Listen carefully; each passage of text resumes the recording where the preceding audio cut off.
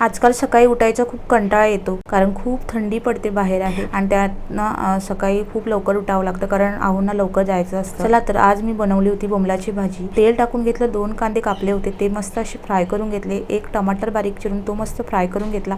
त्यामध्ये सगळे असे मसाले टाकून घेतले. धुवून घेतलेले 2 बटाटे टाकले आणि थोडेसे बोंबील टाकून मस्त फ्राय करून घेतले. 2-3 कोकमं टाकली आणि मस्त असे पाणी टाकून झाकण ठेवून दिलं आणि शिजायला ठेवलं. पटापट टिफिन तयार केला आणि त्यांचा टिफिन भरून दिला आणि ते ऑफिसमध्ये गेले. हे आहे ना सीन आहे ना बघायला एवढा मला आवडतो ना, कारण सकाळी ना सूर्यप्रकाश आमच्या घरामध्ये थेट येतो आणि इथे उभं राहून चहा पिण्याची मजाच वेगळी आहे. सगळा ओटा आवरून घेतला आणि रियांश मस्त उठला होता, त्याचे मस्त लाडगोडे लावून घेतली आणि त्यालाही उन्हात ठेवते. आजकाल उन्हात ठेवते कारण विटॅमिन डीची मुलांना खूप गरज असते आणि थंडी पडली, त्यामुळे सकाळी तो लवकर उठला तर मग त्याला मी उन्हात ठेवते, नाहीतर मग लेट उठला तर जमत नाही ठेवायला.